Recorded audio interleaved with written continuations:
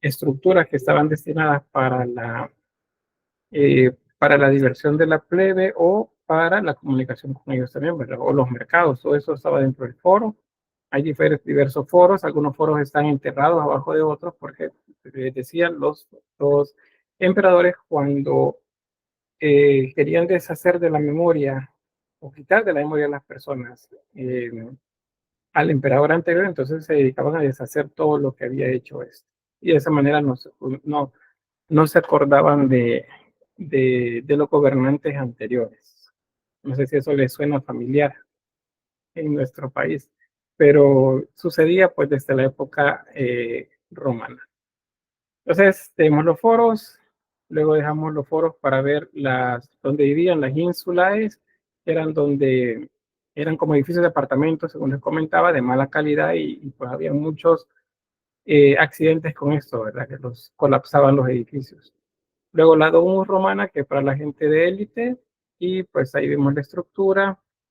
Eh, Era una edificación muy cómoda, con muchas habitaciones para cada actividad y para los miembros de la familia también, o los que se dedicaban a servir pues, a esos señores. Pues era muy amplio, muy completo y lleno de arte, porque las paredes estaban pintadas, el suelo estaba lleno de mosaicos también. Entonces, había arte por todos lados en estas edificaciones. Luego la Basílica de Majencio que les mencionaba, esto, déjenme ver, solo les destaco esta parte. Ya vamos a ver en otro edificio, vamos a ver también otros elementos de esto. Esto que ven aquí es tanto algo decorativo como algo estructural. Es decorativo porque pues genera volumetría, genera ritmo, tanto de decoración y diseño a las bóvedas. La bóveda, acuérdense que es esa prolongación de la estructura, ¿verdad? Digamos, es un techo, cuando hablamos de un techo abovedado, nos estamos refiriendo a techos como este, que son como plafones, pero son curvos. Por ejemplo, las losas que están de concreto, que están en la parte alta del edificio de donde estamos nosotros como Escuela de Artes, que reciben clases en esos niveles, ven que tiene forma como de tejas. Entonces, cada una de esas tejas, eso es una bóveda. Esa es una bóveda. Es una estructura larga que sería como la mitad de un cilindro, como que parta un cilindro a la mitad, un cilindro puesto en horizontal partido a la mitad. Esa es una bóveda. Entonces, esa es una bóveda. Ahora, estos casetones, así se llaman, servían como decoración, les mencionaba, pero también para aligerar el peso. Vean la forma que tiene. Recuerda bastante la del panal de abeja. La estructura de un panal de abeja es una de las más fuertes que existen en la naturaleza. Entonces, ellos lo reconocían de alguna manera, pues seguramente vieron ese principio en la naturaleza y luego lo replicaban también por acá. Entonces, ayuda a que la estructura sea más fuerte, pero al mismo tiempo le quita peso, o sea, lo hace más liviano y de esa manera se sostiene mucho mejor. Luego, el arco, que es eso que ven acá, que es, digamos, cada uno de los extremos de la bóveda, ese también ayuda, igual que la bóveda, a distribuir el peso hacia las zonas de los muros. Y eso es algo que no se había hecho antes en ninguna otra parte con las culturas que hemos observado. Entonces, fue una de las razones, aparte del hecho de que usaron concreto, por las cuales Roma desarrolló edificios mucho más grandes que cualquier otra cultura. Bien, avanzamos. Otro edificio que este tiene que ver con un poco la recreación de los ciudadanos romanos son las termas. Las termas son como saunas. Bueno, había de todo, había saunas, pero también habían piscinas con la temperatura al tiempo, como decimos. También tenían otras más frías y tenían otras tibias y otras calientes, de manera que ustedes podían comenzar, por ejemplo, dándose un baño en agua fría, luego pasaban agua templada, que estaba el tiempo, luego agua tibia y por último agua caliente, o al revés. Eso eran como los rituales de limpieza y de un poco de recreación que se hacían en Roma. Todas las grandes ciudades tenían. ¿Por qué? Porque era importante que la gente se distrajese de alguna forma en actividades eh, lúdicas o relajantes. Entonces, estas estructuras eran bastante complejas.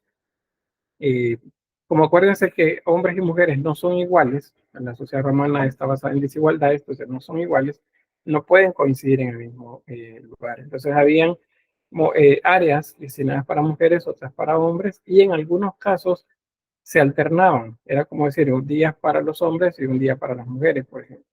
Y algunas otras que, aunque digamos que no es lo que uno encuentra cuando hace la lectura del material bibliográfico, pero algunos materiales hablan de lugares que eran mixtos. Ahora, si eran mixtos era porque en esos lugares se ejercían otro tipo de actividades, pues que no eran las de solamente ir a refrescarse o a bañarse en esos lugares, ¿verdad? Pero también la sociedad romana, pues es otra de las características que tenía.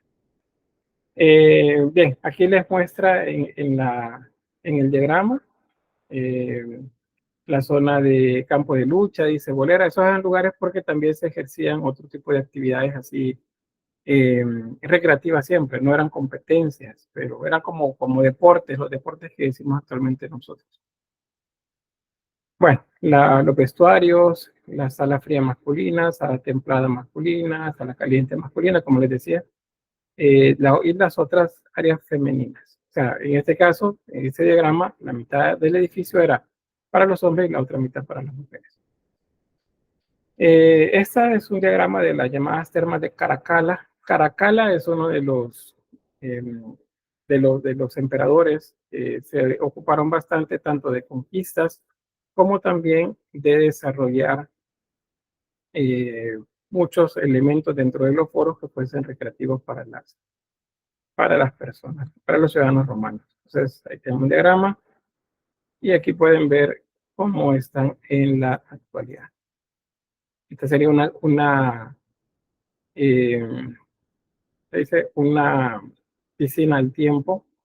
Estas no crean que eran así como que todas ondas, ¿verdad? Sino que la forma que tenían era esta, ¿ven? Como gradas. Y la zona más profunda acá. Porque es que eso no es como para estar haciendo clavados ni nada, sino que aquí venían, se sentaban y se ocupaban pues de platicar y pasar momentos de recreación en el lugar. Esta es la misma de acá arriba. Así están. ¿Cómo hacían que, por ejemplo, en invierno hubiese agua caliente? Pues lo que tenían eran hornos en la parte subterránea para poder calentar el agua. Y para enfriarla, pues ocupaban agua directamente de los manantiales, que es relativamente más fría, o si era el clima, la intemperie, pues era la que se volvía más fría. De manera pues que las termas son como muy importantes dentro de la vida cotidiana como un elemento de recreación. Bien, ese otro edificio es uno de los que se consideran de mayor perfección arquitectónica, el llamado Panteón de Agripa, o el Panteón también. Acuérdense que Panteón no es un cementerio, Panteón es el lugar donde habitan los dioses, o el grupo de dioses también. Panteón griego, por ejemplo, se refiere a todos los dioses griegos. Entonces, en este caso, el Panteón se refiere a un templo en donde se veneraban a los diversos dioses olímpicos. Y Agripa era uno de los emperadores, es al que se le dedica el título, aunque tiene un nombre por ahí diferente. Eh, el Panteón se considera para esta época uno de los edificios eh, matemáticamente hablando más exactos, dado que la métrica dentro de él es bastante exacta. Tanto así, por ejemplo, que la circunferencia que observan acá es exactamente la misma que observa, o sea, eso sería de planta, ¿verdad? O sea, visto de arriba hacia abajo. Ese es visto de perfil. Entonces, es una esfera perfecta. Dicen de bóveda perdón, cúpula de naranja, le llaman a esto. Es una cúpula. Porque pues encaja una naranja perfecta, dicen, dentro de ella. También acá hay algunos elementos arquitectónicos que permitieron que la estructura fuese así de elevada. Por ejemplo, se observan acá en el diagrama, pueden notar que la parte más cercana a las paredes es más gruesa y mientras más se eleva, es delgada. Luego, la parte de arriba, esto que ven acá, es una estructura que sirve tanto para iluminar como para darle fuerza a la estructura y también aliviar la tensión del peso. Eso se llama óculum. Óculum es como, digamos, el ojo.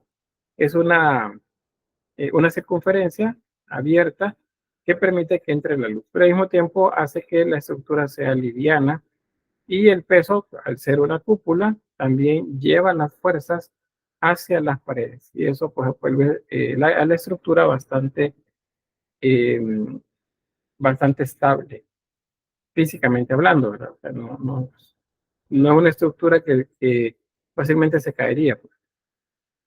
Ahí tenemos unos ejemplos, pueden ver en la imagen inferior. Vean el tamaño con respecto a las personas,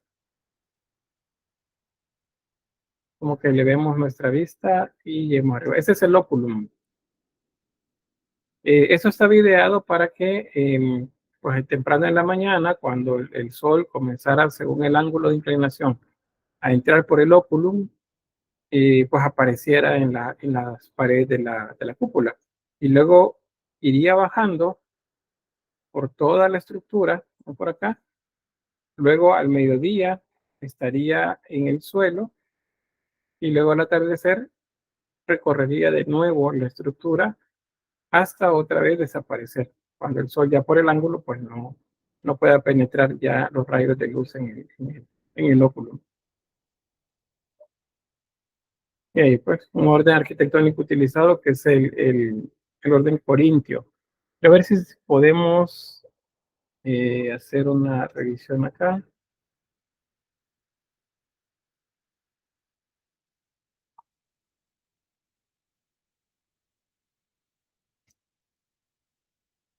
Bien, ahí está el panteón visto desde la altura. Vean la forma que tiene, de la vista externa.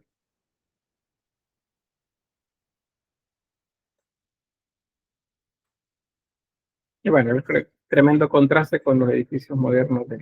Digo modernos porque es de la época del Renacimiento en adelante, muchos de esos edificios que están cerca. Entonces, este es el llamado Panteón de Agripa. Vamos a ver si se puede entrar.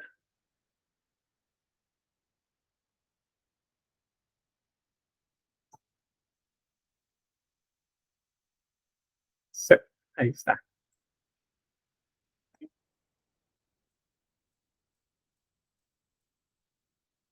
Bien, ahí está la cúpula con el óculum.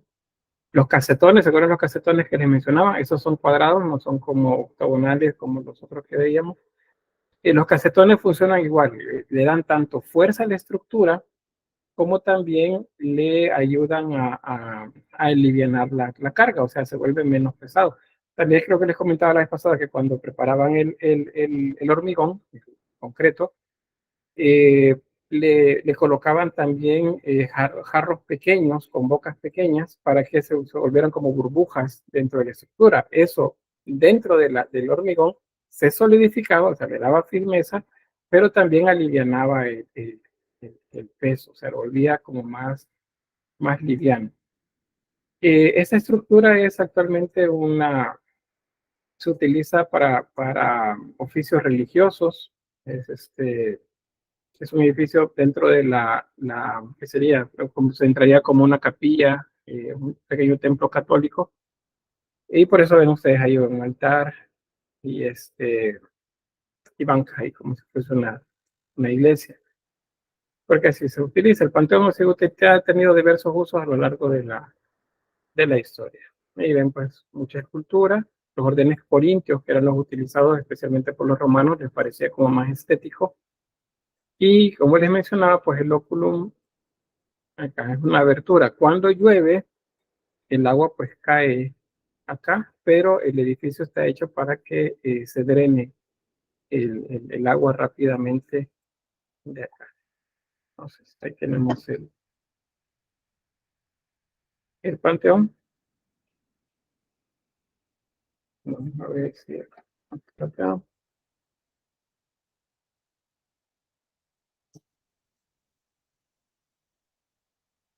Bueno, aquí en el contexto hay un oficio religioso por ahí.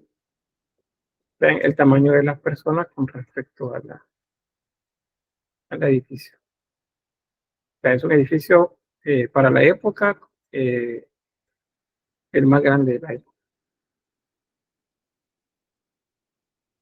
Hay anécdotas acerca de este edificio. Una de esas anécdotas dice pues, que el emperador que lo mandó a hacer eh, mandó también a asesinar al arquitecto. ¿Y por qué?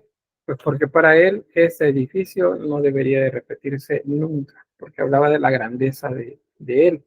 Y si el arquitecto vivía, entonces el arquitecto podía replicarlo en algún momento. Y eso pues no era conveniente para las ideas de esa visión inmortal que tenían y de grandeza que tenían los emperadores para sí mismos, ¿verdad? Entonces pues ahí pues terminó el arquitecto.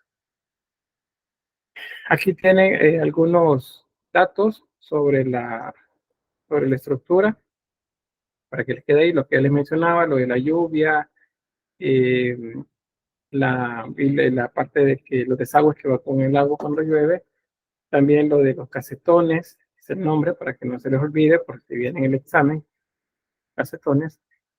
Y bueno, ese óculo mide 9 metros de diámetro, el tamaño es grande, como dicen, es enorme la estructura.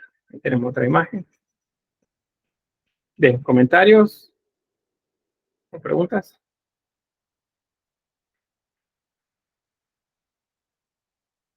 Bien, avanzamos. Estos son destinados para la recreación. Este es una maqueta, creo que les mencioné, les mostraba en las clases anteriores la estructura de esto. Es un circo, y especialmente este que está en Roma, que se llama el Circo Máximo, pues se utilizaba para carreras de las llamadas cuadrigas, que eran carruajes tirados por caballos, y hacían pues ahí las carreras, a veces de carreras. Es, era uno pues de los más concurridos dentro de todas las actividades al aire libre que hacían los romanos. Los teatros, ese está en Mérida. Vean, los teatros, a diferencia de los griegos, esos no se hacían en las laderas de las colinas, sino que se construían en casi en cualquier lugar. O sea, ellos simplemente pues elegían el lugar y lo comenzaban a construir. ¿Cuál es la diferencia? Que los romanos utilizaron técnicas constructivas y materiales que les permitieron elevar en altura los edificios. Entonces, tanto el concreto, los materiales que utilizaban, que era mármol, piedra, o las construcciones que hacían con ladrillo de barro cocido, por ejemplo, o mixtas, si fuera el caso, y luego la utilización de elementos estructurales, arcos, bóvedas y muros pues, bastante fuertes para soportar las estructuras. Entonces, por eso los teatros estaban en las ciudades, no necesariamente en las laderas de, eh, de las colinas. Es una manera de diferenciarlos de los teatros griegos. Este es el mismo, es la zona del escenario, esta es la zona del coro y el escenario por ahí. Ahí tienen. Bien, sobre esto siempre les pregunto sobre las partes. Vean, el proscenio es donde se desarrollaban las escenas, toda la acción. Luego tenemos la escena también acá, la parte de como, como les dijera, esto serían como, hay un nombre, unos palcos, digamos, no para las personas, sino como estructuras en donde también se desarrollaban las acciones del teatro.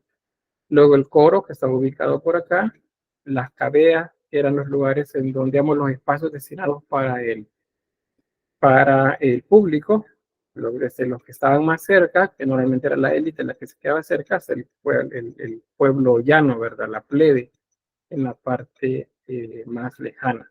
Y luego los vomitorios, esos habían varios. ¿Alguien tiene idea de qué era un vomitorio? Sin googlear en la parte del término que se nos ocurre que era.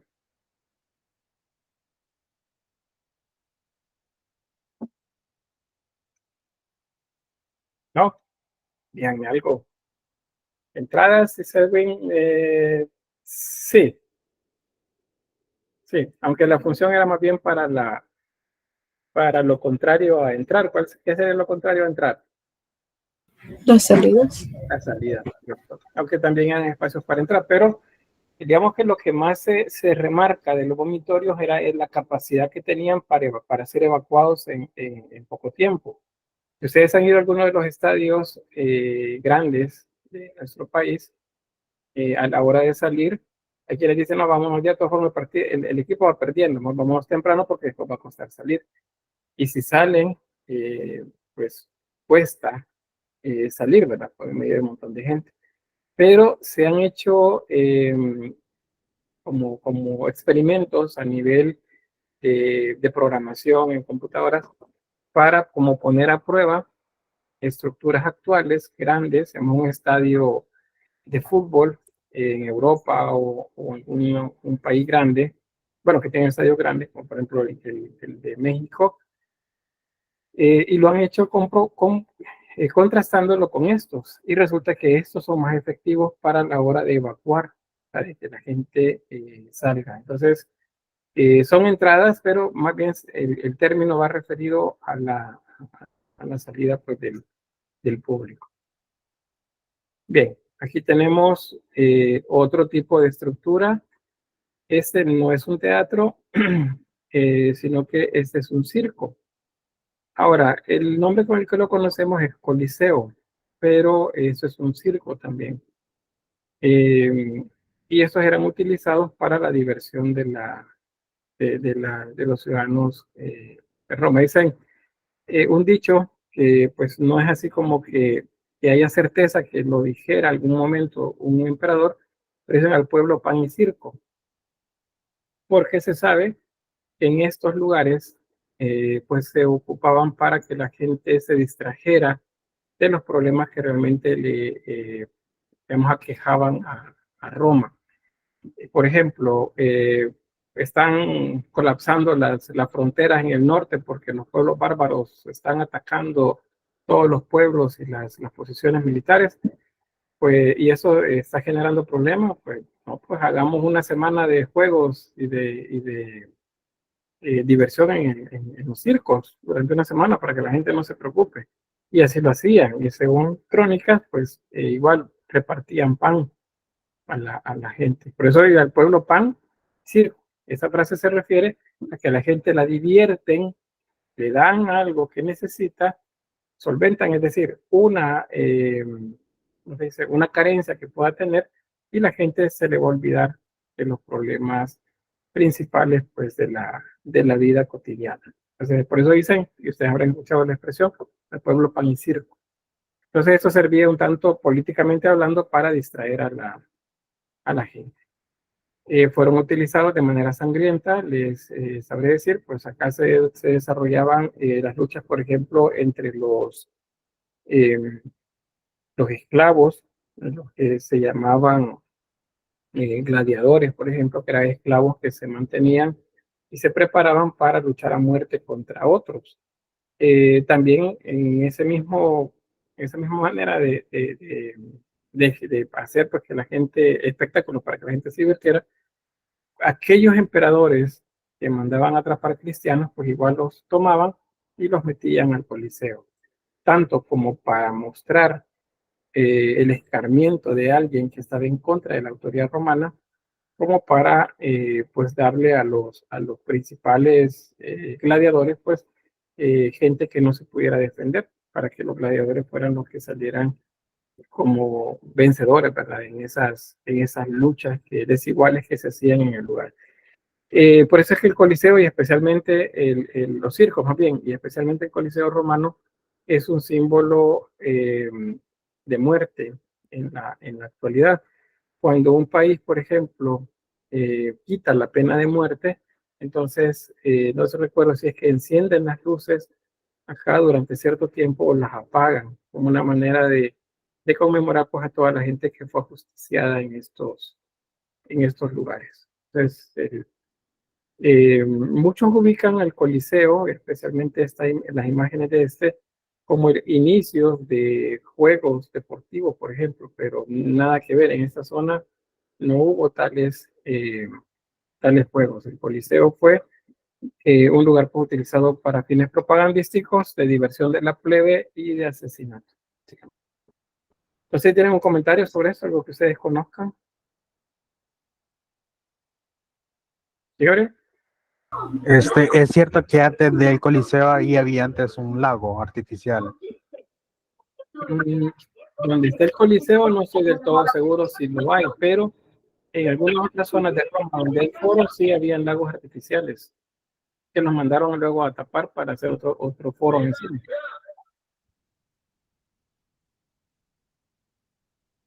Bien, Elisa, Esto lo leí o lo vi, no me acuerdo, hace un tiempo, que el Coliseo romano es como un laberinto. No sé si sea verdad. tiene su estructura, déjenme ver si tengo otra imagen de esto. Bueno, ahí está el anfiteatro Flavio. Antes de ver si tengo otra imagen, dedicado en el año 79 después de Cristo e inaugurado en el año 80 después de Cristo por el emperador Tito. Pero se llama el anfiteatro de Flavio, le llaman a este también, pero el nombre más popular es este Coliseo Romano. Bien, sobre las estructuras, bueno, ahí está como lo inauguró, unos juegos que duraron 100 días. No, creo que vamos a ver si lo encontramos por acá.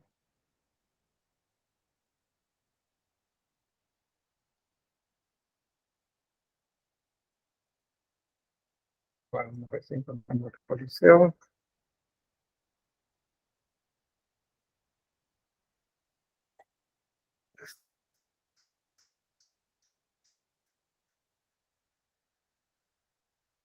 Bueno, primero veamos ahí la estructura, ¿verdad? Esta zona que ven aquí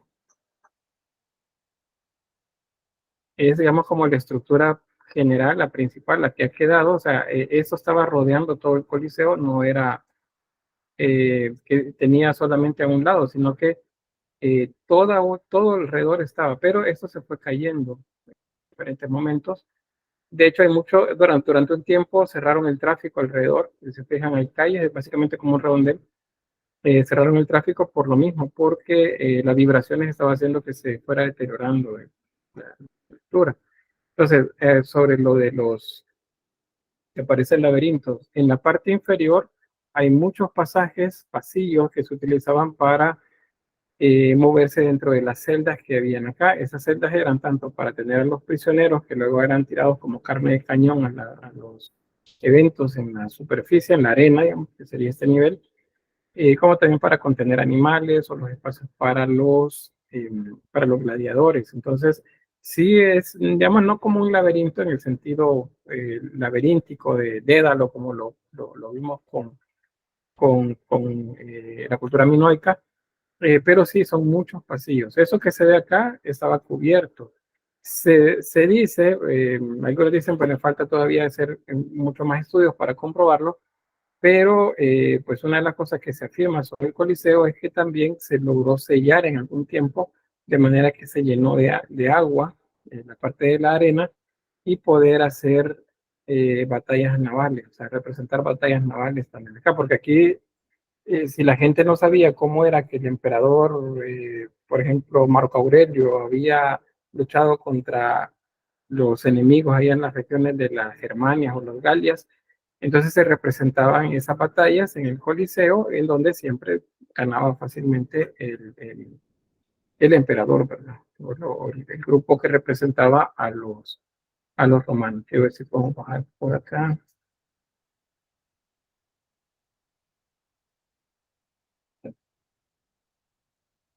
Vean.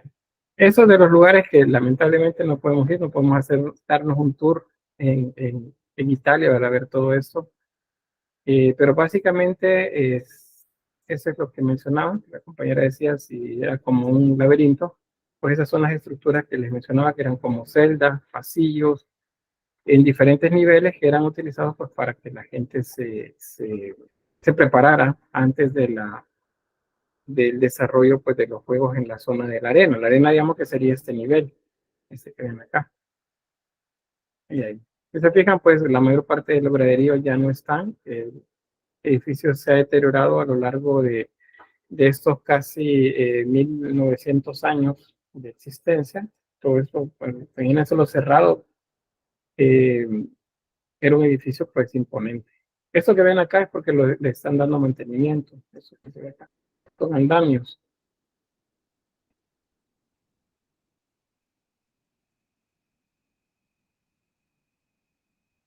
Bien. Vamos a ver si puedo verlo desde afuera.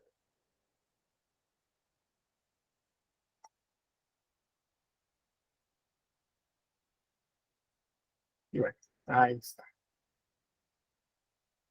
Vean, esto es imponente. Imagínense ser de un pueblo en las campiñas romanas y luego ir a este lugar, uno de los momentos en los que se hacían, por ejemplo, juegos y todo ese hervidero de gente acá, mucha gente, y luego llegar acá y observar ese edificio gigantesco a los ojos de la gente de esa época, pues era algo que imponía respeto hacia los romanos, y esa es una de las razones por las que los romanos hacían que las cosas fueran tan grandes, era una manera de mostrar su grandeza y su poder.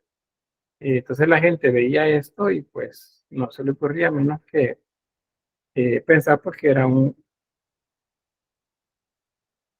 forma la persona ahí. No, ya no puede ir hacia ese lado. Pues eran una civilización de mucho poder la que lo había realizado.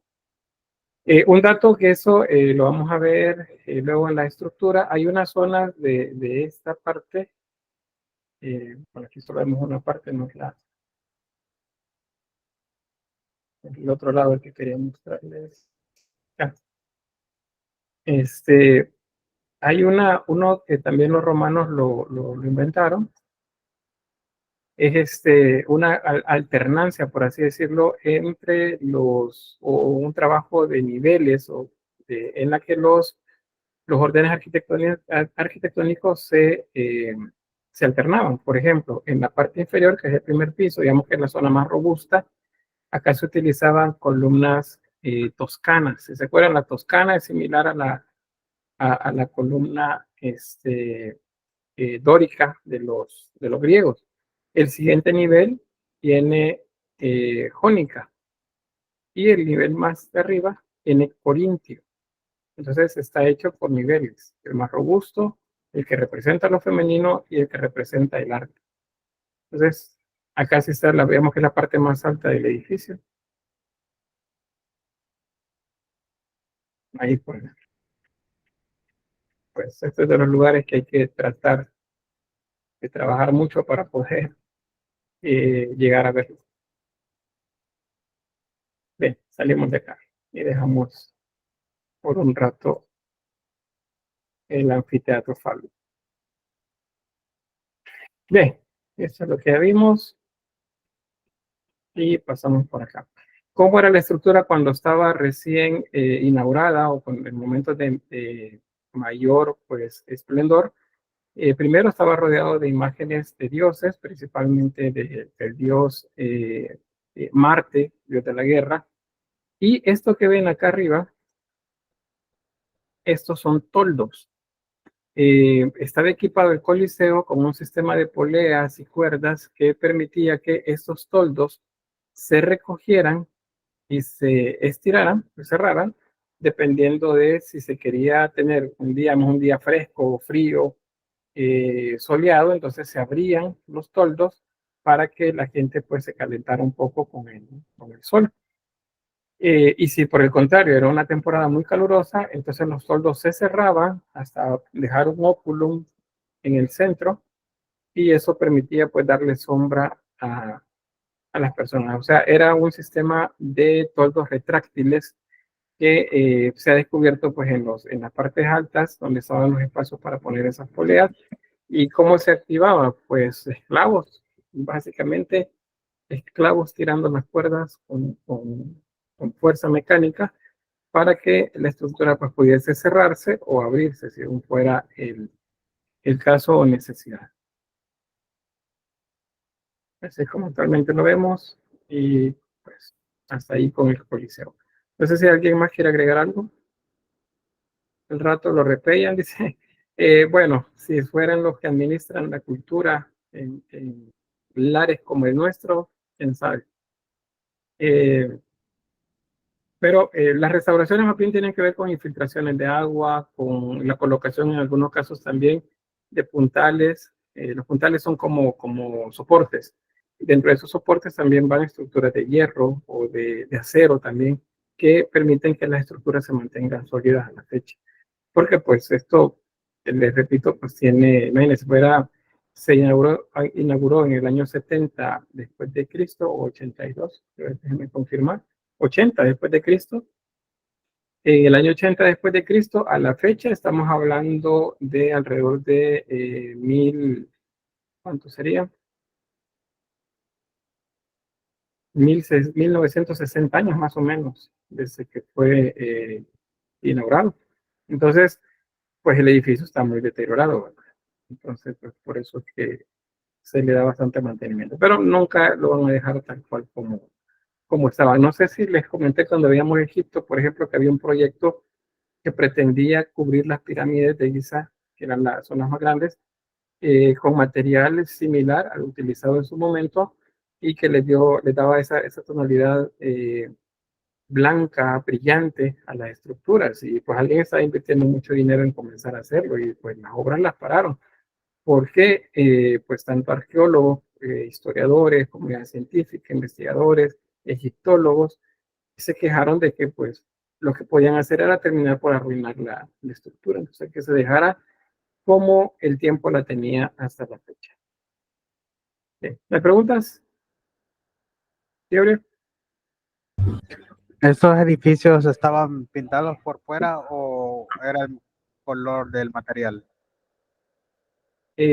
Pues no tengo noticias, no tengo referencias que haya estado completamente pintado, pero lo que sucede para la época en la que se hizo es que ya había una técnica que los romanos inventaron en la que se alternaban los colores de los materiales. Por ejemplo, si era mármol, alternaban los colores de mármol, o sea, se ocupaba el mármol para dar color en los recubrimientos.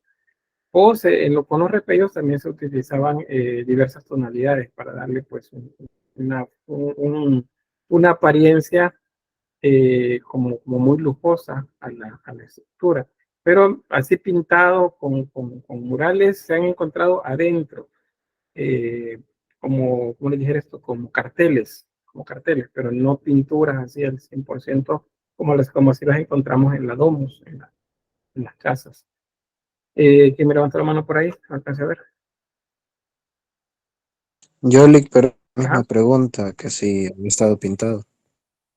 Bueno, ahí entonces la explicación. En todo caso, en la parte externa, pues difícilmente las pinturas van a alcanzar a sobrevivir por lo mismo. La erosión eólica, la fluvial, el sol, las inclemencias del tiempo en general, más el ruido no muy bueno que tuvo durante tanto tiempo, pues es lo que hace que no sobrevivan las marcas. Pero en la parte interna sí se han encontrado, pero no, digamos, así tremendos murales como si los había en los palacios o en las casas. Bien, como es una civilización muy avanzada y pues la idea, aparte de eso, del progreso, de lo que se muestra como grandes avances para ellos, pues es el agua potable. Ustedes saben, aún actualmente, uno de las razones por las que a un país se le considera desarrollado, pues es el acceso al agua. Si un país no invierte en acceso al agua, pues se considera con menos desarrollo. Porque para nuestra época el agua potable o el agua en términos generales es un derecho humano. Así se toma acá en nuestro país. Por eso es que hay una institución que se llama la autoridad salvadoreña del agua, que supone debe velar porque eso se cuida, ¿verdad? En la práctica es otra cosa, pero al menos debe velar porque sí se haga. ¿Qué sucedía con los romanos? Pues ciudades tan grandes necesitaban grandes cantidades de agua.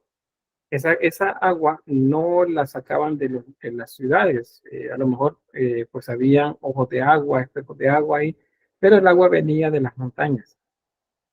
Esa era una de las razones también por las que fue para ellos como una marca de desarrollo, de civilización y de progreso en las ciudades que hubiesen fuentes en las que la gente podía llegar a tomar agua. O sea, tomar me refiero a llevar un recipiente y llevar agua para sus hogares. Esa agua venía a través de algo que se llama acueductos, que es lo que ustedes ven nombrado acá en este diagrama. Les voy a mostrar primero la estructura, la parte de técnica de construcción arquitectónica. Vean, eso se hacía, esas torres son parte de algo que se llama encofrado. El encofrado es como un molde. Si ustedes conocen algo de albañilería, pues un encofrado es un molde. Cuando se va a hacer un plafón, se hace un encofrado primero. O sea, se hace un molde de madera para realizar la estructura. Entonces, eso es lo que hacían acá. Pueden ver ahí cómo están realizando la parte de los arcos. Parece que los arcos son muy importantes porque ayudan a distribuir el peso hacia las columnas, y eso hace que las estructuras puedan soportar pues la altura, porque el peso se distribuye hacia las zonas de soporte fuertes. ¿Cómo hacían para elevar todo? Pues utilizaban grúas. ¿Y ya tenían grúas? Sí, ya tenían grúas, hacía manera de plumas, como lo conocemos actualmente, o estructuras en las que se utilizaban ruedas también para poder elevar en peso los bloques y colocarlos en el lugar donde los necesitaban. ¿Se podía hacer eso para la época? Sí, la tecnología existía, son palancas, y las palancas son las máquinas de primer orden que se conocen. Entonces es falso aquello de que, ¿cómo lo hicieron? Extraterrestres, dice Giorgio en History Channel. Todo lo hicieron los ovnis. Y no, pues los seres humanos lograron desarrollar tecnología adecuada a su época, pero que les permitió pues, avanzar. ¿Qué más tenemos por aquí en el diagrama? Para acá. Esto, cuando las estructuras se encontraban, ya me están haciendo esto, porque acá arriba es donde va esto que ven acá, que son los acueductos, digamos los tubos en donde el agua corre pues hacia las ciudades. Si se encontraba con un obstáculo, entendido obstáculo como una montaña, una colina, pues entonces se hacían cuevas, túneles, más bien, perdón, túneles. Y en esos túneles, como lo ven acá, otro sistema de polea, vean, una grúa, para poder depositar los bloques y luego colocarlos en el lugar donde lo iban necesitando.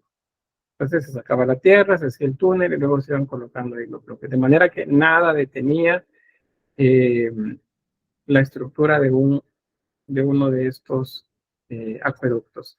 Este diagrama muestra un acueducto que lleva agua hasta una ciudad romana, es en la región de España. Digamos, la fuente es un lago. A partir del lago, pues baja la montaña la estructura del acueducto.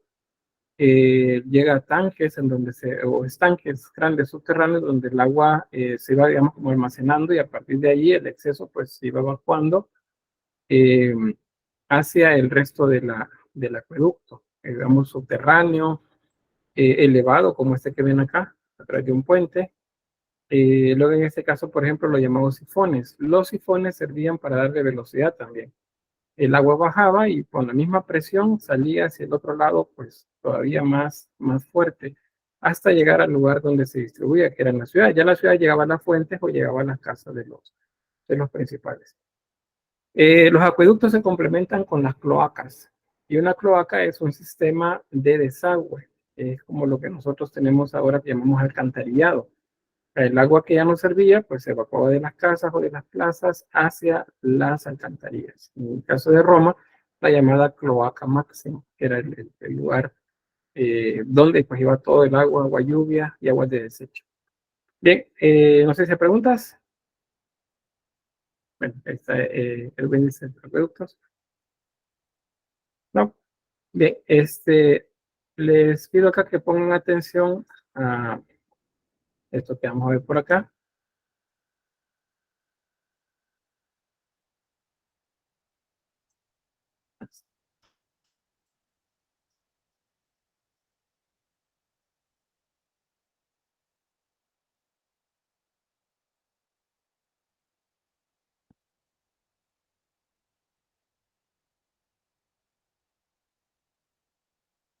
Bueno, el audio no es así como no me funcionó, pero a ver.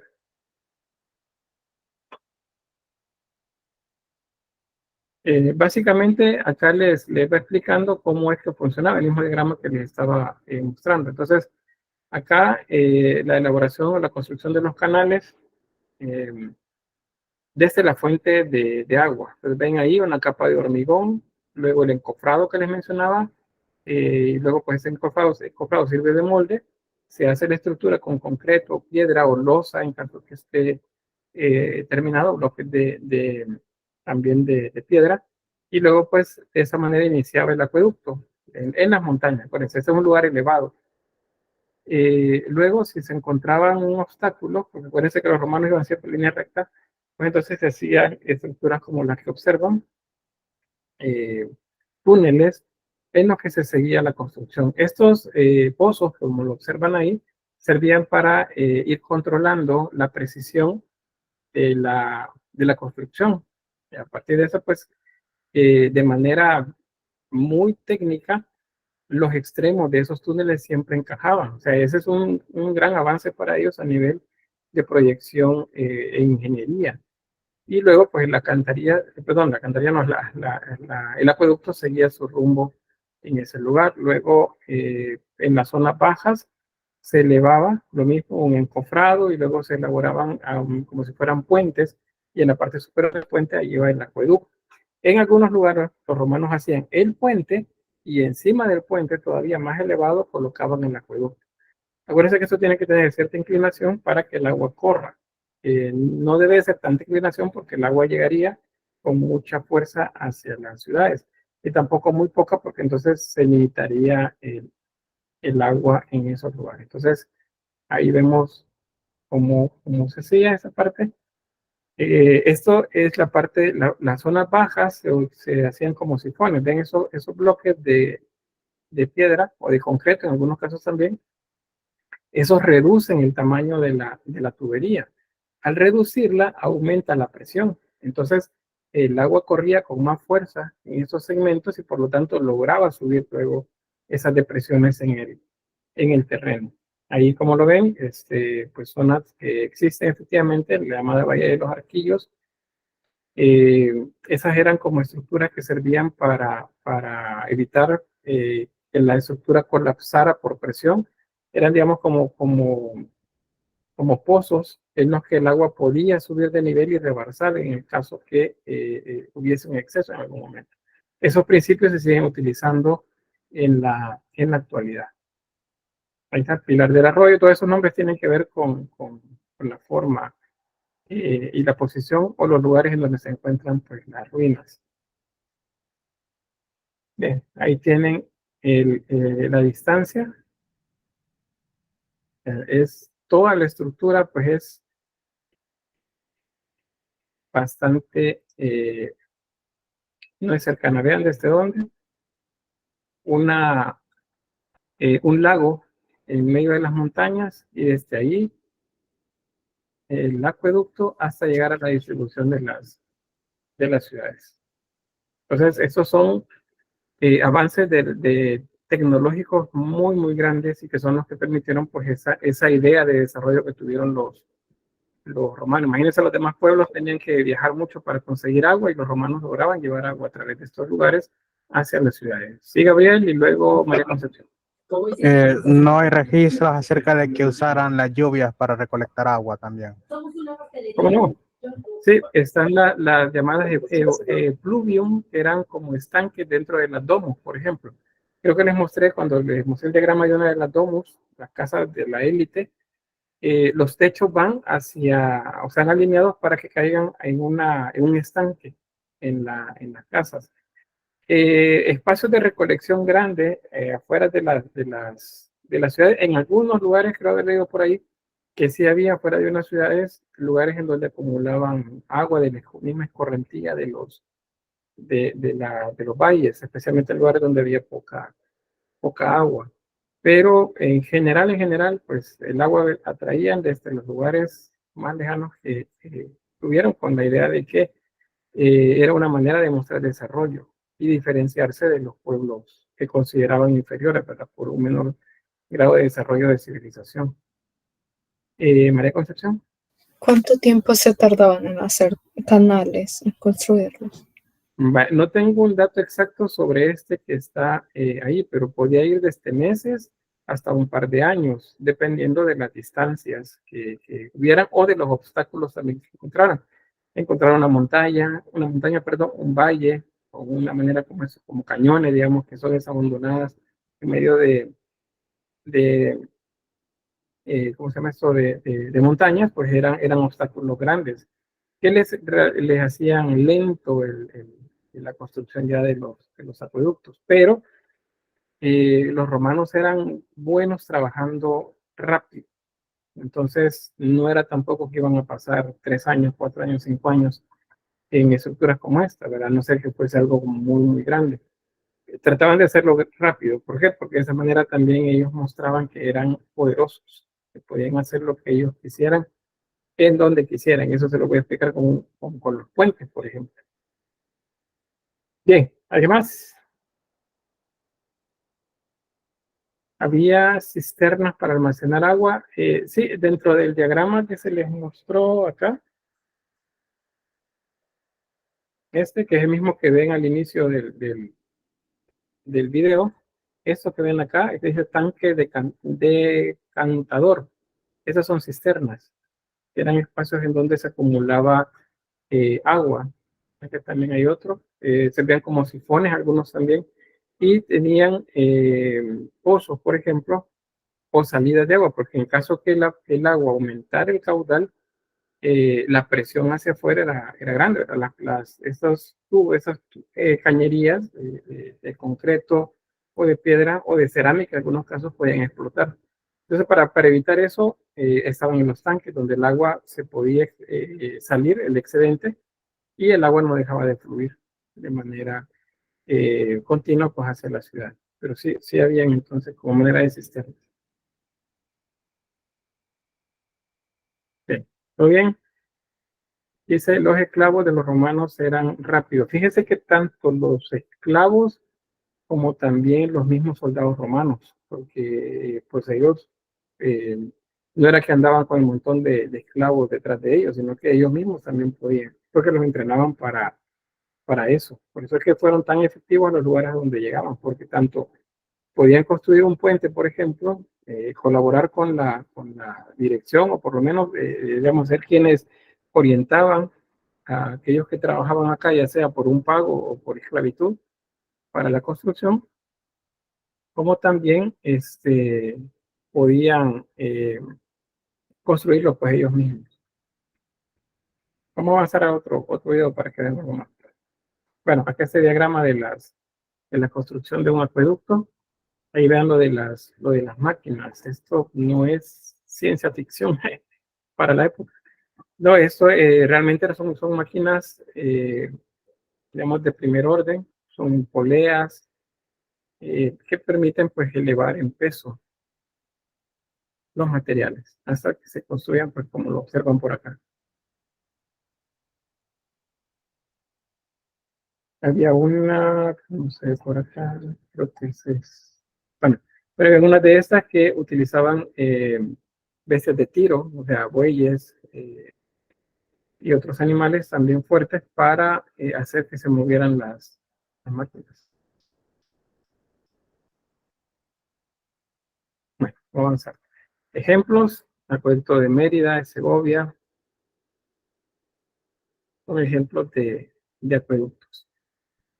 El de Nimes, por ejemplo, este es un puente, para que tengan idea, vean, el acueducto está en la parte de arriba. Y iba el acueducto.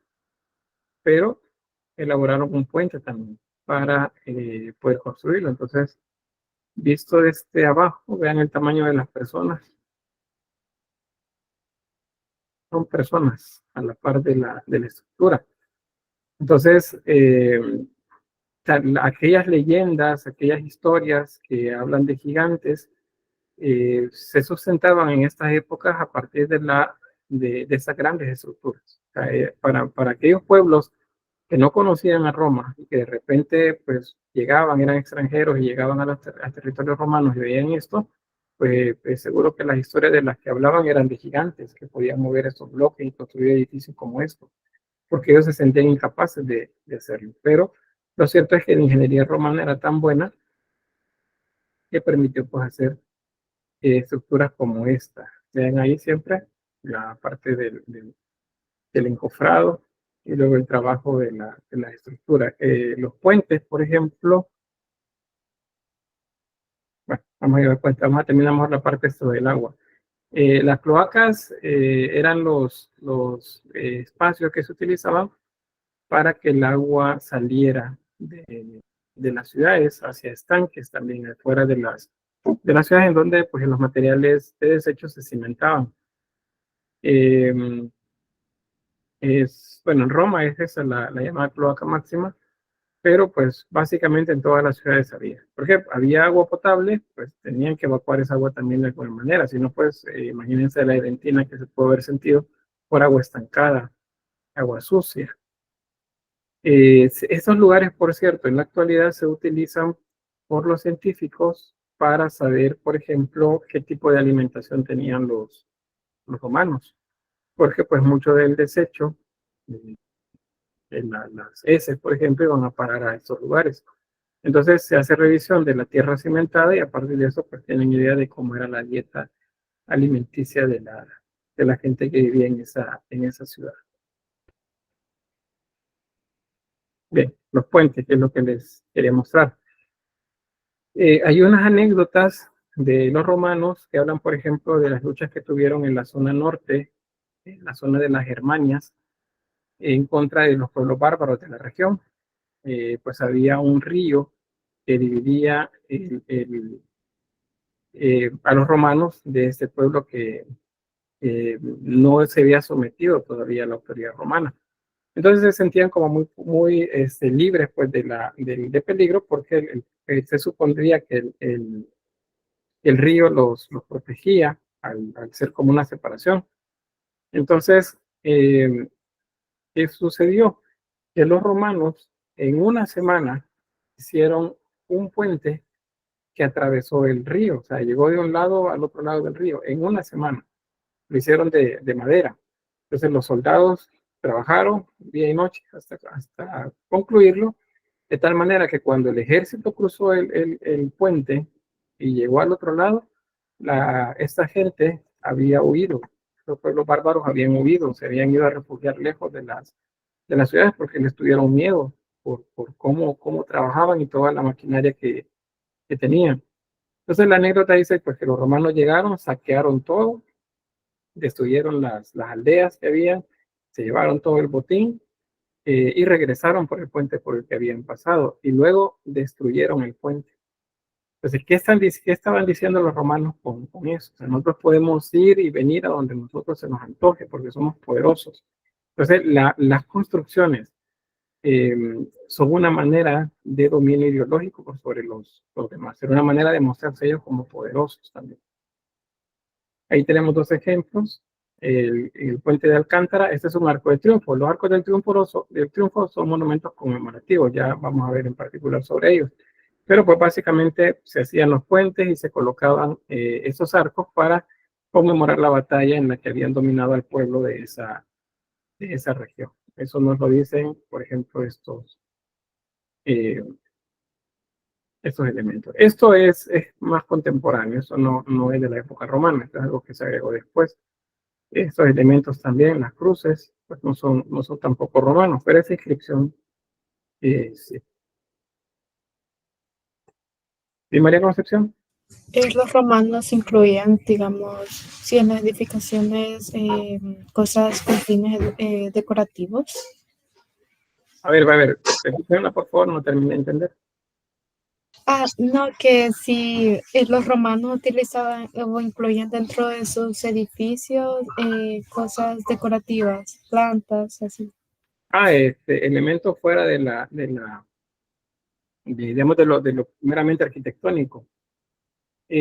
Pues no hay como tanta evidencia en las partes internas de las domos, por ejemplo, o de los palacios, pero sí en las zonas de jardines. En las zonas de jardines se acomodaban con plantas que dieran una apariencia como de frescura también y de ese contacto un tanto más con la naturaleza. También lo atestiguan murales dentro de las ciudades, Pompeya y Herculano, por ejemplo, la pintura que está en las paredes, porque en las pinturas se nota, por ejemplo, vamos a hacer un mural en esta pared, entonces en la pared quiero que, decía seguramente el dueño de la casa, quiero que me hagan unos jardines. Entonces hacían jardines pintados y colocaban fuentes, colocaban como bebederos de agua, esculturas dentro de esos espacios. Entonces, no era tanto que lo verde, digamos, las plantas estaban dentro de la casa, sino que había un espacio destinado para que lo hicieran, para ponerlo. Así como ornamentales, como bien lo dice Edwin. Gabriel dice, hay historias sobre envenenamiento o intención enemiga sobre los acueductos. Pues no he leído sobre eso, pero es seguro que ya en la época de declive romano, pues eso pudo haber sucedido. Aunque más, digamos, que envenenar, el asunto es destruir, o sea, quitar o impedir que el agua llegue hacia la ciudad. Imagínense, nosotros acá, en la región metropolitana de San Salvador, nos quitan el agua una semana y eso es un colapso. Bueno, en la universidad, 2 días sin agua y es un colapso. A veces un día y hay que cerrar, ya se suspenden las clases porque no podemos estar sin agua. Entonces imagínense una ciudad romana, que estaba tan llena de gente. Entonces, más que envenenar, lo que sí he encontrado es destrucción. Y por eso es que muchos de los acueductos están destruidos. No es tanto así como que se hayan caído, sino que ven una parte caída y la otra está en pie. Hay unas zonas que, por cierto, se han caído por la intervención humana. O sea, los han querido, ¿cómo se dice? Han querido como retocar o no retocar, sino que intervenir. Y entonces han terminado, pues, botando las estructuras. Pero en general las estructuras están hechas para que duren mucho tiempo. Esa manera de arquería, los cimientos que les hacían, toda la manera como enlazaban la piedra, están hechas para que resistan. Pero en tiempos de guerra, pues quitemos el agua a la ciudad y eso seguro que debilitaba a la misma ciudad porque la gente tenía que salir. Bien, vamos a ver. Bien, ese es otro video. Acá lo que muestra es cómo se construían los puentes. Es una animación, es un poco corta. Igual el audio no es así que nos diga mucho, así que se lo voy a quitar. Y pues ahí ponemos atención a lo que le voy describiendo. Vean, lo que hacían era, pues cerraban el paso del agua a través de como hacer una zona de exclusión de agua, una esclusa, creo que le llaman a esos. El agua se drenaba de ese espacio y entonces ya podían comenzar a trabajar. Ahí se hacían los cimientos en las estructuras y se comenzaba a construir con piedra esta sección. Y así se iba construyendo hasta llegar pues al punto en el que se colocaba el encofrado y se hacían los arcos. Acuérdense que los arcos son las estructuras que hacen que sean más resistentes en la estructura. Luego se repetía del otro lado, otra vez, y lo mismo, se drenaba el agua y se comenzaba a construir. Y luego pues era nada más hacer que ambos segmentos coincidieran. Y a partir de ahí, pues la construcción, como lo hacían también con eh, bueno, eso, con las vías romanas, igual. O sea, eso ya encajaba con el resto de estructura de piedra y concreto que hacían para las vías. Noten, por cierto, esta zona de acá, ¿ok? Que tiene un rompeaguas. Esa estructura no es antojadiza, o sea, no es porque que se vea bonito. Esto servía para que el agua al golpear simplemente se distribuyera hacia los lados. O sea, si fuera cuadrado, el agua chocara, golpeara y a partir del golpe, pues podía erosionar y botar la estructura. En cambio, acá no. Esto hacía que el agua se dividiera en dos, un parteaguas básicamente, y el agua pues no afectaba los cimientos de los. Todo eso es tecnología. Bien. Luego, monumentos conmemorativos, les decía que estos sirven para, pues, vanagloriarse, como decían tanto los generales, los emperadores romanos, diciendo pues a propios y extranjeros que ellos habían ganado determinada batalla. Dentro de esos tenemos los arcos, las columnas y los obeliscos. Los obeliscos son egipcios. Lo que sucede es que cuando Roma conquista Egipto, entonces comienza a llevarse, así como se llevaron esculturas y otros elementos griegos, pues también se llevan elementos romanos, perdón, egipcios, y se los llevan a la ciudad de Roma, y bueno, y a las ciudades importantes, y ahí los van a colocar con una inscripción en la base, por ejemplo, en donde se habla acerca de las batallas o de la manera como tal o cual emperador o general pues hizo o ganó, tuvo la victoria en el lugar y entonces pues se conmemora a través de eso, como un premio de guerra, como se le dice. Y las columnas, esas tienen inscripciones, en algunos casos tienen frisos en relieve, escultóricos, que cuentan historias también acerca de las diversas batallas de los emperadores. Los arcos del triunfo es igual, tienen escultura, relieves, tienen inscripciones también que hablan acerca de a quién está dedicado y cuál es la batalla en la que ganó. Y tenemos los obeliscos, ahí les voy a quedar el material pues, para que lo vean despacio, ahí tienen un dato y vean pues estos son egipcios. Por cierto, en la Basílica de San Pedro, en la Plaza de San Pedro, lo que está enfrente, hay un obelisco también, ese obelisco es egipcio. ¿Y qué está haciendo ahí? Pues en la época barroca, que es cuando se construye la plaza, porque el edificio, la Basílica de San Pedro es renacentista, pero la plaza es barroca, o sea, se hizo después. Entonces se fue a traer de alguno de los tantos que habían en Roma y se puso en el centro de la llamada Plaza de San Pedro. La columna de Trajano es una de las que son como más emblemáticas porque tienen un trabajo escultórico bastante grande. Todo lo que ven acá en la estructura, en este GIF que les muestro, se ve de esta manera. Está historiado de manera helicoidal. Helicoidal es como en forma de hélice, así de abajo hacia arriba, va como una banda en la que se van contando pues diversas batallas y escenas pues, que tienen que ver con la gloria romana y lo vencido, ¿verdad? Siempre se maneja la idea de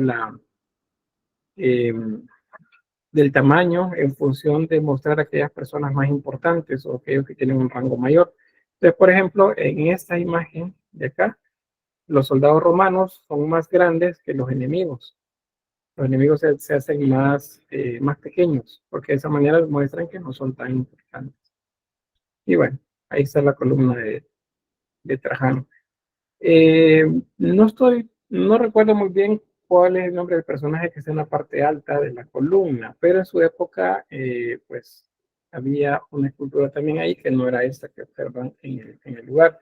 Por cierto, la columna está hueca. Es porque se puede subir hasta la zona alta.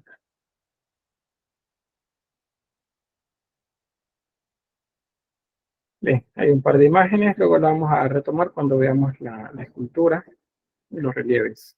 Tipo un faro, algo así. En la apariencia se vería como un faro. Pero fíjese que más que un faro, lo que sucede es que tanto las columnas como los obeliscos, en la manera como los romanos simbólicamente veían esto, es una representación de lo masculino, de la virilidad, tanto columnas como obeliscos, esos dos. Pero bien, vamos a ver los arcos. Bueno, el arco de Tito, perdón, es el arco de Tito, es igual que lo que les mencionaba, tiene inscripciones, en donde habla acerca, en este caso, por ejemplo, de Séptimo Severo y de otros también generales y emperadores que participaron de las batallas. Tiene elementos decorativos, en relieve y la parte arquitectónica también. Este es el del arco de Tito. El arco de Constantino, ese Constantino es Constantino el Grande, el que convirtió el cristianismo en la religión oficial de Roma. Ahí pueden ver pues la estructura. Vean que a nivel de órdenes arquitectónicos, los romanos prefieren bastante el arco, perdón, el capitel corintio. Por eso las columnas o sea, más bien el orden arquitectónico utilizado es corintio, casi en todos los edificios importantes.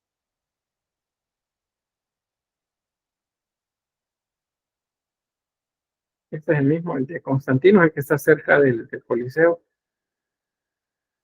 Por eso no lo vimos bien, a ver si está. Está. Este es el actual Constantino.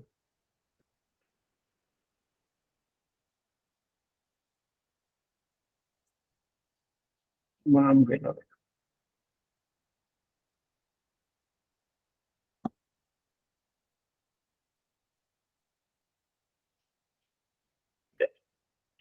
Ahí está.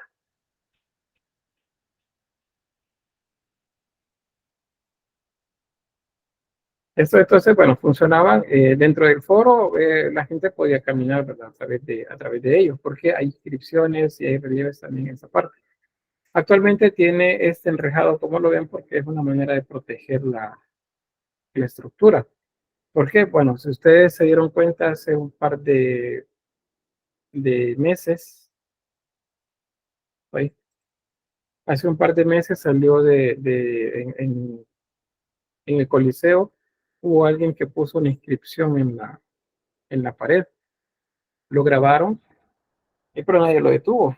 El caso es que después estaba en búsqueda y captura esa persona que rayó la estructura, porque según él no era nada. Según él no era nada lo que estaba haciendo, solamente era el repello de la estructura. Y no, pues estamos hablando de un repello romano, eso es original. Nadie tendría que tocarlo de manera de dañarlo. Entonces, por eso es que esas estructuras están así. Las preservan para evitar daños. Este es el de Septimus Severo, es otro emperador romano, y pues ahí tienen la idea de la estructura. ¿Vean? Ahí aparece toda el emblema y la escritura en la que se habla acerca de las batallas o aquello en lo que resultó pues, ganancioso el emperador. Vean, esta tiene en esta zona un personaje que tiene alas. ¿Qué es? Que puede ser una divinidad. ¿Es una? Divinidad o del aire. Sí, es una divinidad asociada al aire, eso es efectivamente. Pero el nombre. ¿Las Nike? Exacto, gracias. Okay. Eso es. Gabriel, no sé si vas a confirmar. ¿Sí? Creo que sí. Es una Nike, acuérdense, se pronuncia de forma una Nike. Y como las losas del palacio, dice. Bueno, Gabriel dice, en latín romano era el mismo que el latín de la Edad Media. No. Lo que sucede es que en la época romana habían dos latín, el serbo nobilis y el serbo vulgaris. El nobilis era el de la élite, o sea, no es que fueran tan diferentes, pero era como la manera de hablar, era, digamos, términos, palabras que sonaban diferentes. El vulgaris era una mezcla con todo, ¿verdad? Lo que hablaba la plebe. Y lo que sucede en la Edad Media es que el latín que está presente comienza a mezclarse con los pueblos bárbaros.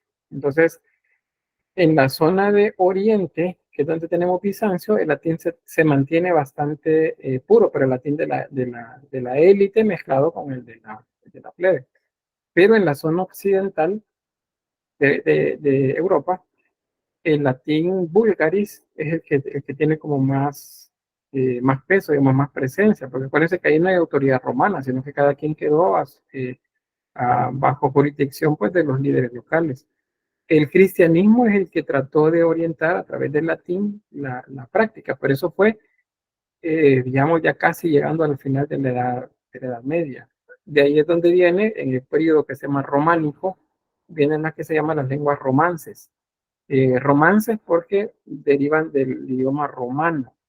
Ahí es donde aparecen ya, pues, muchos de los que conocemos actualmente. Entonces, el latín de la Edad Media no es igual al de ese momento.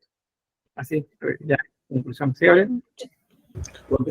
Con respecto a la diosa, en griego es Nike y en romano sí ya era Victoria.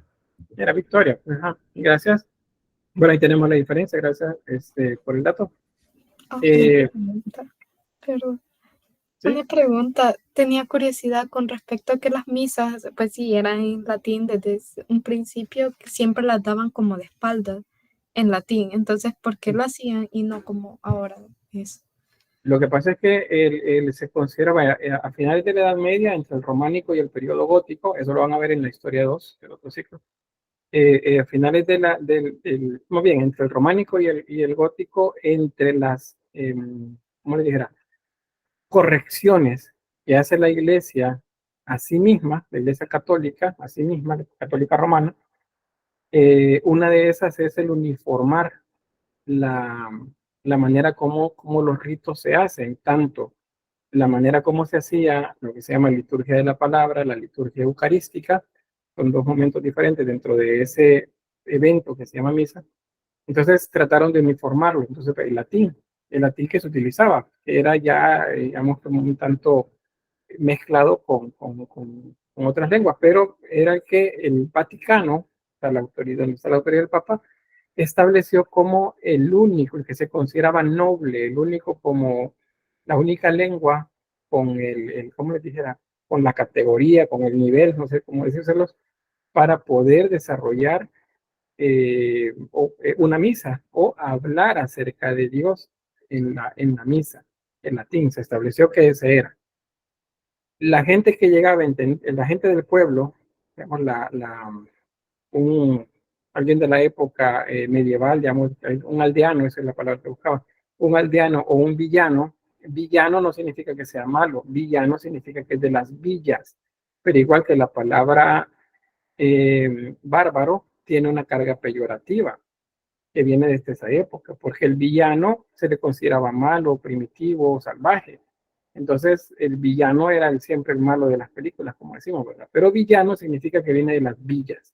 Entonces, tanto los villanos como los que aún en la época ¿cómo se llama esto? Bueno, se me escapó el otro término, pero tenían nombres diferentes, pero ellos no leían. Y el idioma de ellos a veces eran dialectos un tanto más mezclados, como les digo, entre el latín y los pueblos bárbaros.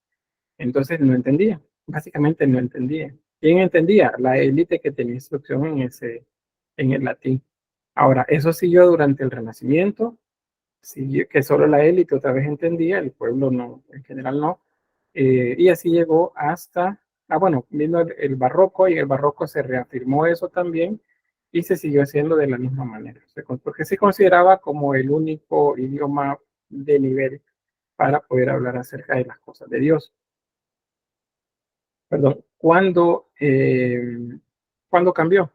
Pues fíjense que no hace mucho tiempo, hace alrededor de 60 años más o menos, fue que cambió con un concilio, el último concilio de hecho que realizó la Iglesia Católica. Un concilio es un evento en el que se reúnen por meses o años autoridades intelectuales y espirituales de la Iglesia Católica para definir algo sobre un rito o sobre alguno de los aspectos propios de la creencia cristiana católica. Entonces, el último se realizó creo que en 1962, por ahí en 1966, por ahí en ese lapso de tiempo. Se llama Concilio Vaticano II y el Papa era Juan XXIII. Él dictaminó, o bueno, en el concilio se dictaminó que la misa se diera en la lengua autóctona, digamos, propia de los diferentes lugares, para que toda la gente entendiera realmente de qué trataba todo. Aparte de eso, bueno, alguna gente que no podía leer, pues bueno, se lo que podían leer y tenían instrucción en latín, sí lo podían hacer. También permitió el Concilio Vaticano II que la gente común participara de manera más activa entre los rituales. Antes solamente la élite, o sea, digamos, hablando de élite, sacerdotes, obispos y bueno, monjes, solo ellos podían tener determinadas funciones dentro de la estructura del cristianismo católico. Pero eso cambió. De ahí en adelante es que aparecieron un montón de maneras, digamos, de colaborar dentro de la iglesia, y es lo que derivó pues en grupos que tengo entendido pues existen dentro de la iglesia, tanto grupos en pequeño como grupos estructurales mucho más grandes, como por ejemplo el Opus Dei y otros más que son mucho más antiguos, como los jesuitas que vienen desde finales de la Edad Media. Entonces eso es por qué se hacía.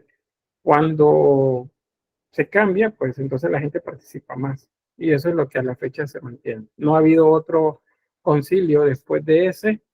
Quién sabe si habrá uno más en el papado actual, no creo, pero puede que exista alguno. ¿Y para qué se hace? Pues para corregir o para imponer alguna idea diferente de lo que se está haciendo. Bien, quiero ver, Edwin dice concilios. Exacto, los concilios. El último, el Concilio Vaticano II. Bien, ¿algo más? Oh. Bueno, entonces dejamos la arquitectura y pasamos a la escultura romana. ¿Usted fue católico, Edwin? Esas preguntas. Digamos que sí, bueno, sí, sí. Es que fíjense que esa respuesta se le da más adelante, no en este momento. Y luego con otro docente resulta que ahí se discute. La pregunta supongo que tiene que ver con la manera como manejo la información, ¿verdad? Pues conozco no solamente el cristianismo católico, soy de una familia católica, entonces conozco, pero también conozco también de lo no católico, de algunas vertientes más que otras. ¿Y por qué? Porque pues, para hablar de estos temas hay que saber de todo lo que se pueda. Pero dicen, bueno, ¿cómo puede decir si dice que Cristo no existió? Es que estamos hablando en términos académicos. Estamos hablando de aquí ustedes tienen que aprender cuestiones académicas. Entonces, dentro de lo académico, especialmente hablando de historia, no hay manera de comprobar que Cristo existió, que Jesús existió. No hay manera. No hay nada que lo compruebe. Salvo un par de datos por ahí que son muy ambiguos y que pues muchos dicen, no, miren, aquí no le dice que se está. Entonces, por eso mi posición es así. A veces piensan que dicen, no, él que es ateo, pero no. De hecho, creo en Dios, pero a lo mejor no es una versión como la que ustedes manejan. Eso será un poco de la diferencia. Por eso les digo, no, hombre, hablen, digan, hablen. No les va a pasar nada si ustedes se preguntan algo. Hay un escritor mexicano que se llama Carlos Solórzano, escribió un libro que se llama Las manos de Dios, y él hace una afirmación ahí en ese libro. Dice, las preguntas en nuestra religión se llaman herejías. Es porque dentro del cristianismo, en términos generales, a todas las vertientes, se enseña que preguntar es pecado.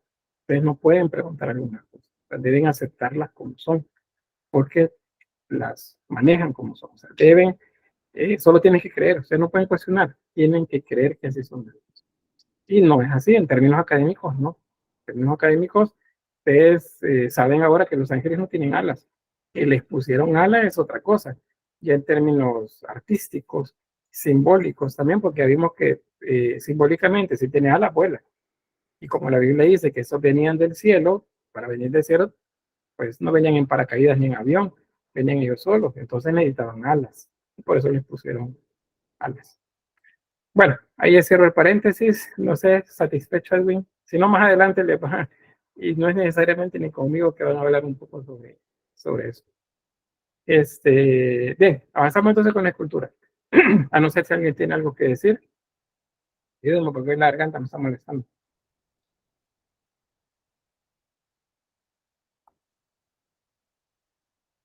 Bueno, escultura romana. Pues resulta que la escultura romana, tenemos que pensar antes de la escultura romana de las fuentes de inspiración, digamos, o de dónde fue que los romanos comenzaron a tener referencias acerca de un estilo escultórico. Y hay dos fuentes.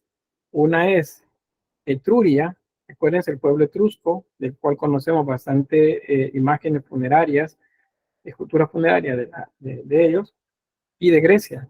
El sur de la península itálica estaba dominado por Grecia, es la región que se conocía como la Magna Grecia. Entonces, tanto por la zona norte, que era Etruria, como por el sur, que era Grecia, los romanos tuvieron influencia. Entonces, pues la escultura va a tener esas, de los romanos, perdón, de los griegos, va a tener la apariencia, así como muy esbelta en muchos casos, o muy naturalista también, y de los etruscos va a tener mayormente naturalismo, especialmente en los rostros. Los griegos hicieron retratos, pero esos retratos eran idealizados, se veían siempre jóvenes, o aunque tuviesen la apariencia de una persona adulta, pues no tenían, digamos, como tantas marcas en su rostro para decir que eran viejos. Me refiero a los surcos, a lo que llamamos, bueno, arrugas. Los etruscos sí. Entonces, ese aspecto, el retrato naturalista, lo retomaron de los etruscos. Entonces, eso primero. Luego, cuando los romanos, primero fue de los etruscos, luego cuando los romanos conquistan Grecia, de ahí retoman de los todavía más elementos griegos. La escultura romana también es polícroma, no significa que era pintada en su totalidad. En la época de la monarquía, digamos que es en su origen, allá del 753, más o menos el año 500 antes de Cristo, y luego del año 500 al año 30, más o menos, no, al año 1 sería después de, de, de Cristo, en la época esto, de la democracia, en la que se elegían a los gobernantes, se pintaban más que todo. Pero cuando viene la parte imperial, en la época del imperio, tanto se pinta la escultura como también se le hacen incrustaciones. Y entonces aparecen, por ejemplo, bustos en los que para los hombros ocupan un tipo de mármol jaspeado, un mármol verde o uno oscuro, casi negro, o el jaspe es como rojizo, con marcas de colores. Y para el rostro utilizan mármol blanco y luego pintaban o ocupaban mármol negro o un mármol oscuro y en los ojos hacían incrustaciones con mármoles de otros colores. O sea, la parte pictórica no es solamente con pincel, es lo que casi siempre se acaba. Vean, esa escultura que tienen en imagen eh, era pintada, era polícroma, pero resulta que actualmente no tiene pintura, no le vemos color. Y en cambio, hay escultura que fue hecha con incrustaciones de mármol y esa mantiene los colores a la fecha. Bien, aquí lo que les mencionaba, pues se los muestro en imágenes, es la tradición etrusca en la época de la monarquía, como bien les decía, por sus orígenes. De acá es donde los romanos toman el retrato.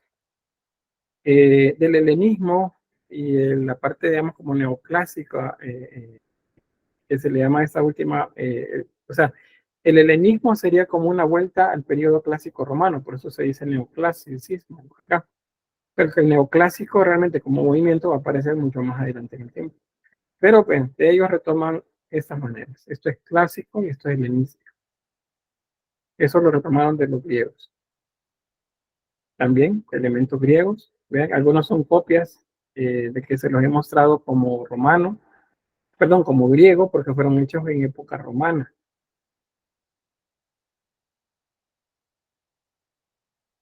En la época del imperio, ahí tenemos, por ejemplo, este es un emperador. Y acá está, o se muestra más bien, como si fuese un sacerdote o un juez, alguien que imparte justicia. De esa manera se viste acá. Y acá las representaciones de divinidades también, asociadas pues a la mitología. Eso sería como la etapa del imperio. Ya en el imperio es una mezcla de greco-romano, pero bueno, esa misma mezcla es la que hace, a la que se conoce como escultura romana, que viene de esa época. Por ejemplo, las aras o los altares que se levantaban en diversos lugares. Este es uno de los más famosos de todos, lo vamos a ver luego, y creo que después lo vemos, sí, después lo muestro en una diapositiva con color. Este se llama Ara Pacis Augusta, el altar de la paz del emperador Augusto. Y estos son frisos que están alrededor de la estructura. Luego otros más. Eso es lo que les mencionaba de los retratos. Vean vean, logramos ver hasta la etnia a la que corresponden las figuras. Este, por ejemplo, es un tronco étnico de la región de África. Este otro, por ejemplo, este es un patricio. Patricio o patricia, acuérdense que es la élite, esa es la aristocracia romana, en la que se muestra con sus antepasados. Puede ser su padre y su abuelo. Y acá una dama de la élite romana. Vean la suavidad con la que se toma la vestimenta y la mirada y el rostro. Bueno, el rostro no es completamente perfecto. Eso es porque las irregularidades, las asimetrías eran parte de lo que los romanos retomaban. Para ellos no tenía que ser perfecto, tenía que verse lo más natural posible.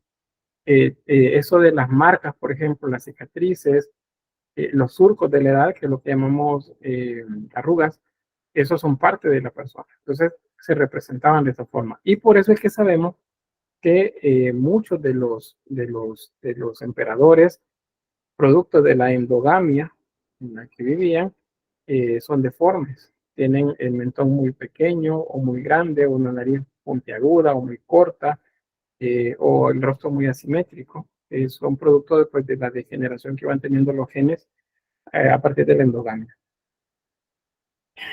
La escultura, en el caso de lo referido tanto a emperadores como a generales del ejército, es publicidad, básicamente.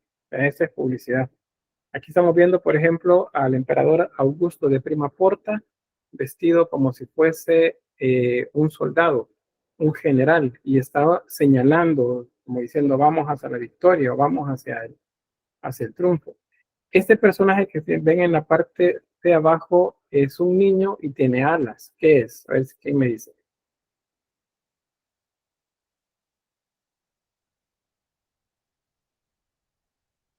Un niño y tiene alas.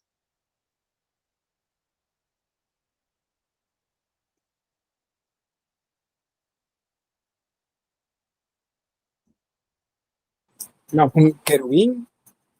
no. Recuerden que los querubines tienen 6 alas. Un Tienen cupido, perdón. cupido, no. Sí, digamos que en particular podríamos decir Cupido. Eros. Perdón, Eros también, ajá. Cupido o Eros, ya sea que lo digamos en griego o en romano, en latín. Pero fíjense que lo que sucede es que estos personajes tienen un nombre en general, digamos que agrupa a todos. Se supone, según ciertas versiones del mito de Eros, perdón, de Marte y de Afrodita, que tuvieron más hijos, no solamente Eros y Anteros. Entonces, genéricamente a ese grupo de hijos se le llama putis. Y son niños con alas, básicamente. O sea, son pequeños niños con alas. Entonces, estos personajes se colocan como una referencia a la divinidad, a Marte o a Afrodita, también en las composiciones. En este caso, es una manera como de relacionar al dios de la guerra, porque acuérdense que el emperador Augusto está mostrándose como un guerrero, ¿sí? puede ser como una representación del mismo Marte. Entonces, uno de los hijos de Marte está colocado a los pies. Y eso a nivel compositivo, ¿verdad? A nivel también de la parte de significado. Técnicamente está colocado ahí porque esta zona es frágil. Entonces, para que estructuralmente no se caiga, entonces se refuerza esta zona y se coloca ahí como cuña. Para eso se puso por ahí. El otro personaje, este es el emperador Claudio, y divinizado, o sea, colocado como si fuese un dios, un ser divino. Vean, semidesnudo, con una toga que medio cubre su cuerpo, la corona de laurel alrededor de la cabeza, que eso es patrimonio de los dioses, ¿verdad? Pero acá, un cetro, como mostrando su poder. Este elemento se me escapa cómo se llama, pero este es un símbolo de autoridad también y de justicia. Y a los pies, y de la misma forma que el niño que aparece acá, que el putis que aparece acá, es el águila romana. Y vean la posición. El águila simboliza Roma y está a los pies del emperador. Una manera de decir aquí el que manda soy yo. Y ese otro es Augusto en toga. Augusto es otro emperador y se muestra como si fuese un juez o alguien que imparte justicia. Entonces, la escultura es propagandística cuando se refiere a los emperadores. Es una manera de mostrarse ellos al público eh, como guerreros, como héroes, como dioses o como jueces también. Bien, ¿preguntas? ¿Señores? Este tipo de trabajo eran así como sorpresa para los personajes, o ellos decían cómo querían hacer, cómo No, querían la estatua. ellos querían, o sea, ellos decían cómo mostrarse. ¿Por qué? Porque eso es la publicidad para ellos. El ciudadano común romano probablemente nunca iba a tener al emperador frente a él, o la oportunidad de verlo así, frente a frente, más que a lo mejor en algún evento público allá a lo lejos, como por ejemplo en el Coliseo. Entonces, estas esculturas se colocaban en lugares públicos para que la gente los viera, y los viera de esa manera, como héroes y guerreros, como dioses o como jueces que impartían la justicia y por lo tanto se consideraban, digamos, como ¿cómo se llama? Benévolos para la gente. Entonces el escultor trabajaba directamente con el emperador. O con, ¿cómo se llama? Con los, ¿cómo se dice? O sea, me estás preguntando si lo ocupaba ¿cómo se dice? Como modelo. Sí. Ajá, como modelo. En algunas descripciones que hacen algunos escultores, tal vez no de emperadores, pero sí se menciona, ¿cómo se llama? La utilización de personajes que servían para copiarlos, o sea, para copiarlos. Pero, por ejemplo, puede que el escultor utilizara a un soldado o algún joven, digamos, con una construcción muscular atlética, y lo utilizaba el de modelo. Y para las imágenes del emperador, pues ahí apuntes, o sea, los dibujos. Y si el emperador ya había fallecido, en algunos casos se le sacaba una máscara al emperador, una máscara con cera. Luego la máscara se vaciaba con un material y luego a partir de eso se hacía como, digamos, un positivo. Y ese positivo servía de modelo para hacer luego la escultura. Eran como máscaras post-mortem que hacían a los fallecidos. Cuando eso me refiero cuando era post-mortem. Pero si no, pues utilizaban a alguien más. Y luego el emperador, eh, tal vez una o dos veces, estaban cerca de él para trabajarlo, como bien lo decía, como modelo. El resto era trabajo de taller. Voy a terminar esto por cuestión de tiempo, quedan 3 minutitos. Vean, la última etapa de la escultura, a eso se le llama tardo imperial o tardía imperial, y eso es porque corresponde al periodo cristiano. ¿Qué sucede con esta época? Estamos hablando siglo IV después de Cristo, que pues el cristianismo comenzó a colocar restricciones en cuanto al manejo de la imagen. ¿Por qué? Porque no, o sea, el cristianismo es monoteísta y el Dios que predicaba era, digamos, como se muestra, como se dice tanto en los libros hebreos como luego los del Nuevo Testamento que se están construyendo, es celoso, o sea, no le gusta tener otros dioses frente a él. Imagínense un emperador como este, que se muestra como Dios en la idea cristiana, entonces se fue limitando esa forma. Sí hay imágenes cristianas, del periodo cristiano, perdón, de emperadores, pero comienzan a perder naturalismo. ¿Y por qué pierde naturalismo? Porque ahí viene el conflicto de que es lícito o no es lícito hacer imágenes, según lo que dicen los textos que en ese momento existían, que actualmente los conocemos como Biblia, ¿verdad? Entonces, hay por ahí ciertas restricciones y entonces las imágenes se vuelven cada vez menos naturalistas y se vuelven un tanto más representativas, nada más como, no digo abstractas, sino que figurativas es la palabra, más figurativas. Entonces, los tres ejemplos que ven por acá, eso tiene que ver con la élite romana siempre, un camafeo, que ese es como un relicario donde se colocaban, por ejemplo, a veces las imágenes de la esposa y el esposo. Otros como estos, que muestran algunas escenas o pasajes del cristianismo. Ya en ese momento, pues ya habían algunas historias que se repetían más y por lo tanto se consideraban como eventos que efectivamente habían sucedido.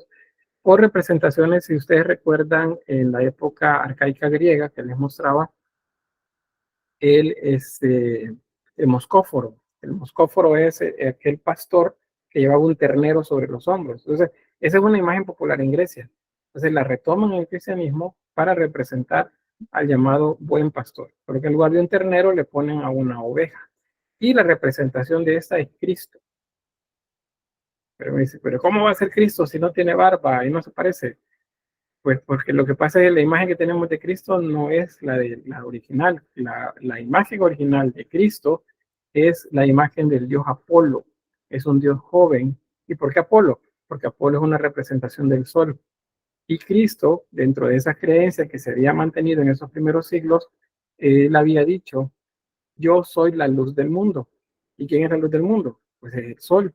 Entonces, se entendió ahí, en ese sincretismo romano hebreo, que se estaba hablando del dios Sol. Entonces, las primeras representaciones de Cristo son las del dios Apolo.